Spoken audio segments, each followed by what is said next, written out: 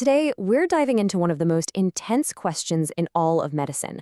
What do you do when the heart, the literal engine of life, just can't go on anymore? It's a journey through some really high-stakes decisions, incredible technology, and, well, the ultimate gamble for a second chance at life. So here's our game plan. We're going to follow the patient's entire journey. We'll start with that initial crisis of heart failure, then look at the amazing mechanical support systems, then the big one, the transplant itself.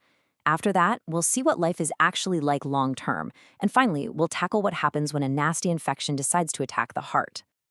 All right, every story has a beginning, and for this one, it kicks off the moment a heart finally hits a wall it can't get over. Look, this isn't just about feeling a little tired or out of breath. We're talking about a clinical point of no return, a moment where all the usual medicines and treatments just aren't enough to keep the body's engine running anymore. Okay, so here's the official term, end-stage heart failure. All that jargon like NYHA class is just a scale for how bad things are. In classes 3 and 4, that's the top of the scale.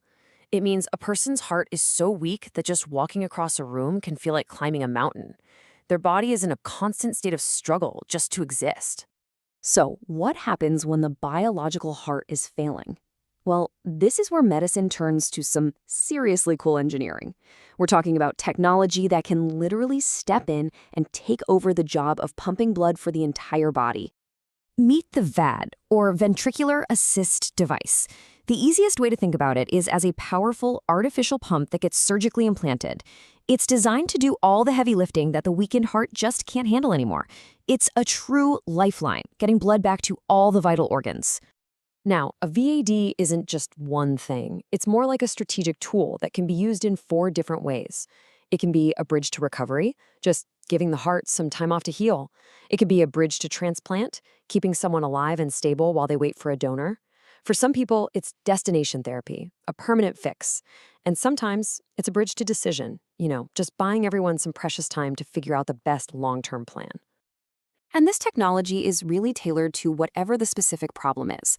Most of the time, it's the left ventricle, the heart's main powerhouse, that's failing, so an LVAD is the most common. But you can also have RVADs for the right side, BiVADs for when both are shot, and even temporary devices that can be threaded up through a catheter for a real short-term crisis. But what if that mechanical pump is just a temporary fix, just a bridge? Well, that's when the journey leads to the ultimate biological solution, a brand new heart. This might be one of the toughest questions in all of medicine. The selection process is unbelievably strict. It's all about this delicate balance between someone's desperate need and the real probability that they'll have a successful long-term outcome. So, who are we talking about here? Broadly, it's patients whose heart condition is just really severe, it's getting worse, and they've pretty much run out of every other possible treatment. We're talking untreatable artery disease, deadly arrhythmias, or a heart muscle that has just completely given up. But, and this is a really big but, a successful transplant takes more than just a failing heart. The person's whole body has to be strong enough to handle the surgery and everything that comes after. Things like active cancer, or irreversible damage to other organs, or even not having a strong social support network can unfortunately make someone ineligible for this massive procedure.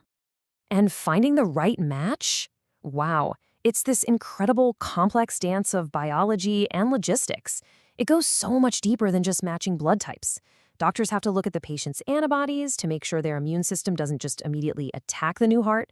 Even body size is a huge factor to make sure it's the best possible fit. So, getting a new heart, that's not the end of the story, not even close. The surgery is really just the beginning of a lifelong journey of super careful management and a whole new list of challenges. Life after a transplant is basically governed by this strict 4-part rulebook. First, powerful drugs for the rest of your life to stop your body from rejecting the new organ.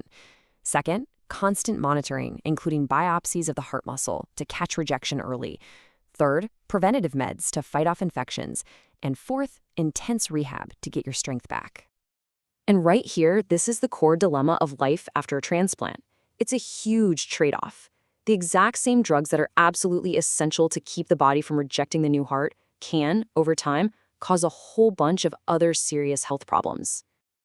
The numbers here are just mind-blowing. 94.6%.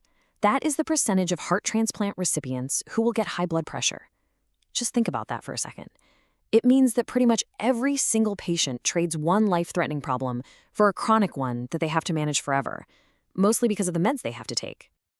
And it doesn't stop there. Nearly a third of patients, 32.3%, will go on to develop diabetes after their transplant.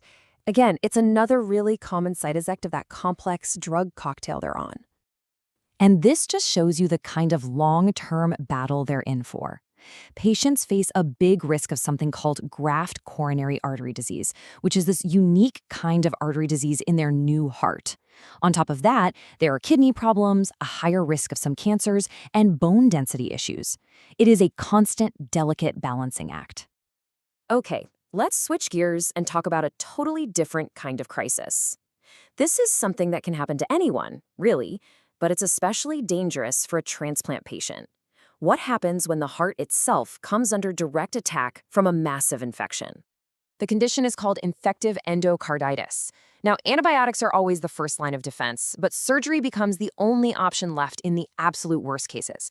We're talking when the infection wrecks a valve so badly it causes heart failure, when the infection is just completely out of control, or when there's a serious risk that a piece of it could break off and cause a stroke. And the stakes in this situation are just unbelievably high.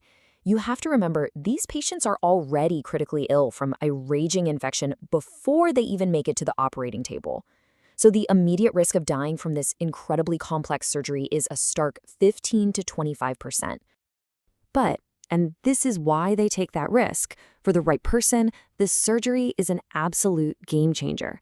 By getting in there and physically removing the source of the infection, it can radically improve their long-term survival, get rid of horrible symptoms, and prevent devastating complications like strokes. It really can give them their quality of life back. So, all of this leaves us with a final thought to chew on. We've just walked through this incredible journey of medical intervention, from mechanical pumps to borrowed hearts. Every single step redefines the limits of what's possible, but every step also comes with enormous risk. The ultimate challenge, then, is how do we balance these miracles of technology with the very real, very profound human journey that's at the center of it all?